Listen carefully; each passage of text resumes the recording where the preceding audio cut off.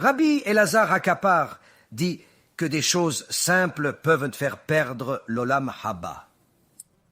La jalousie, surtout à son niveau extrême, est dangereuse. Être contrarié par le succès d'autrui a des conséquences graves sur l'âme et peut compromettre sa place dans le monde à venir.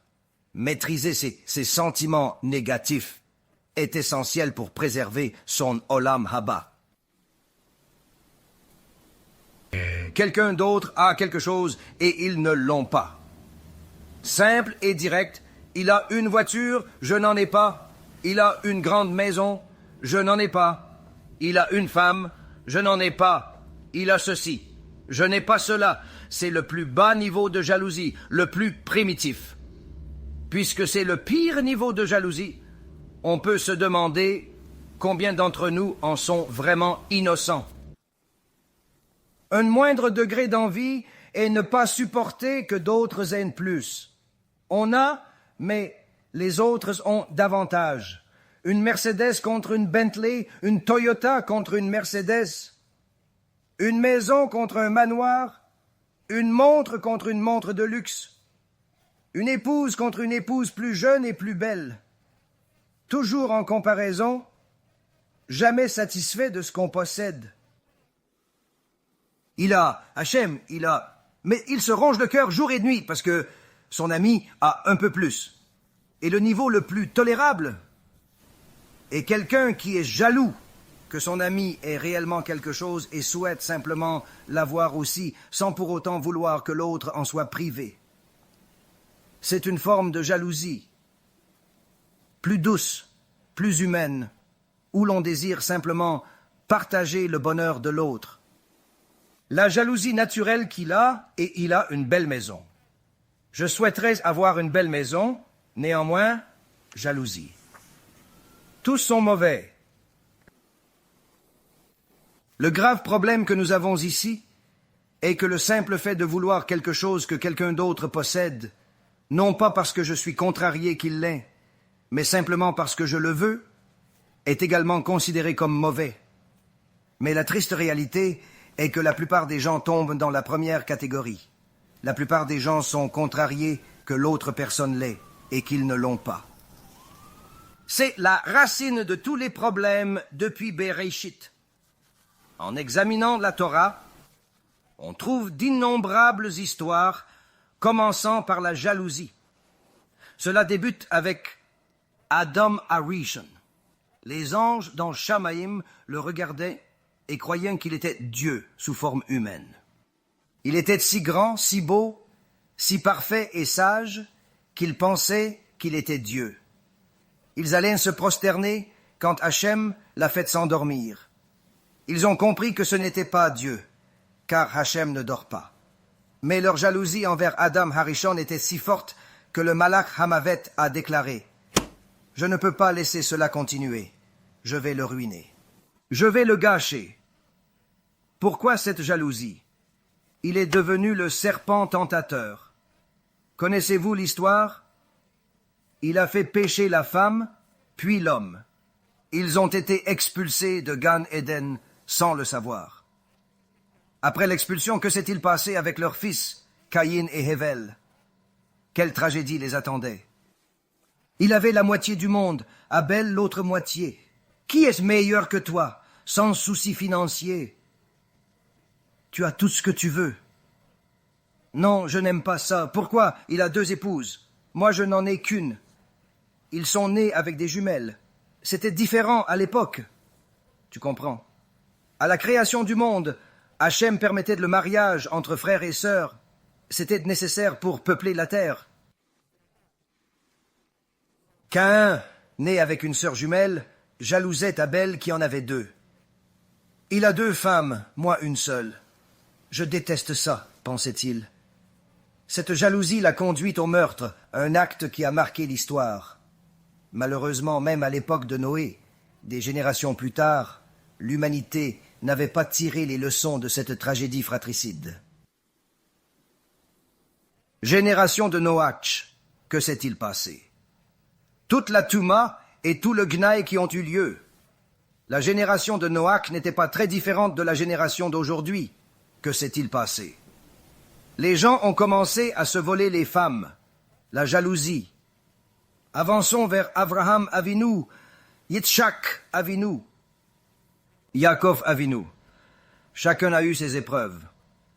Dans la Parashat Shavua, on trouve Yosef Hatzadik, seul nommé Tzadik par Hachem dans la Torah. Qui est meilleur que vous? Hachem vous a appelé Tzadik. Alevaï, qu'Hachem nous dise simplement d'entrer au Gan Eden sans même dire notre nom. Ce serait suffisant. Il dit Yosef Hatzadik. Cette paracha parle des frères Tzadikim, les Shvatim, d'où vient Am Yisraël. Les textes sacrés disent que ces frères étaient les fondements de notre peuple. Ils incarnaient la vertu et de la sagesse guidant les générations futures. Et la...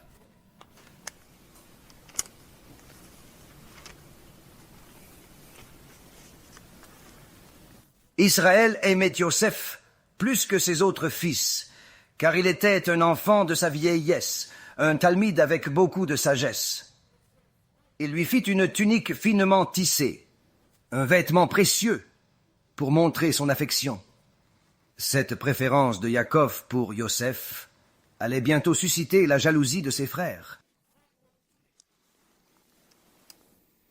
Et ses frères virent que c'était lui que le père aimait le plus, et le haïssait tellement qu'ils ne pouvaient même pas lui dire bonjour. Cette haine n'était pas due à quelque chose de trivial, mais à une jalousie profonde et un ressentiment grandissant. Cette haine intense les consumait, empoisonnant leurs pensées et actions envers leurs frères. Leur cœur était rempli d'amertume et de rancœur, obscurcissant tout sentiment fraternel qu'ils auraient pu avoir auparavant. La jalousie envers Yosef grandissait. Jeune tzaddik et tamim béni, il était admiré par son père. Naïf, il ne percevait pas la haine de ses frères. Quand son père lui offrait des vêtements spéciaux, il les montrait fièrement.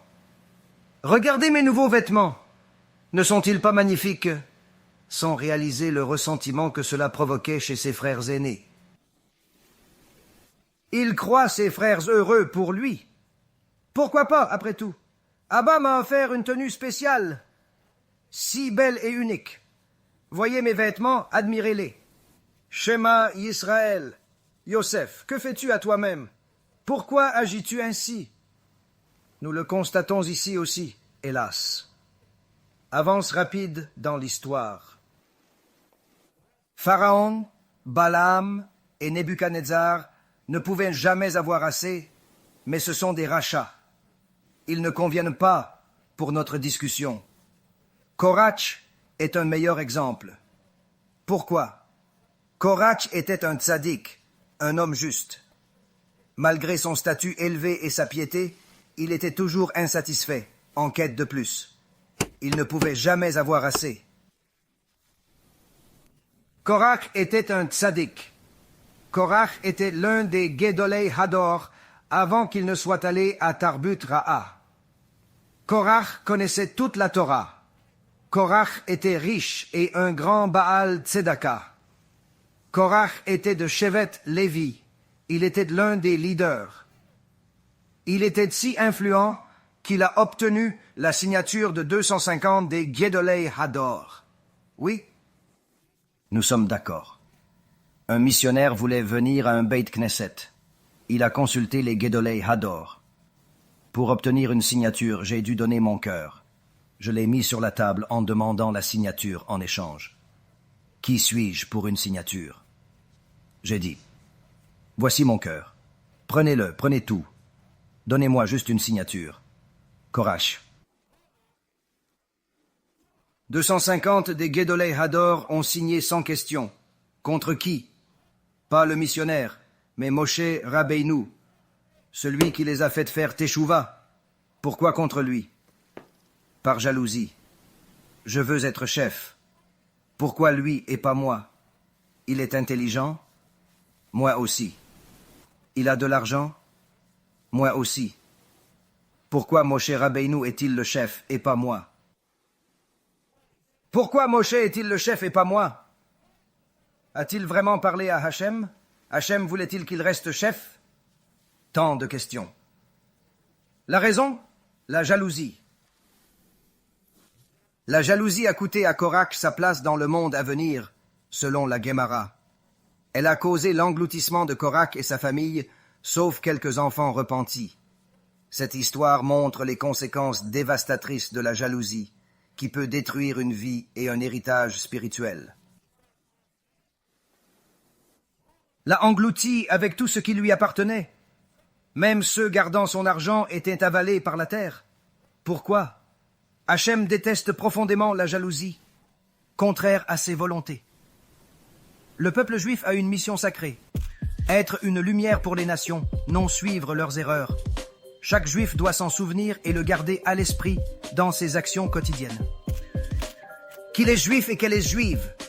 Nous ne célébrons pas les fêtes non juives, même si elles paraissent inoffensives. C'est un zilzul, un manque de respect envers la Torah, et cela pourrait mener à un Chilul Hashem, une profanation du nom de Dieu. Restons fidèles à notre sainte Torah et à nos propres fêtes. C'est le chemin d'un véritable juif.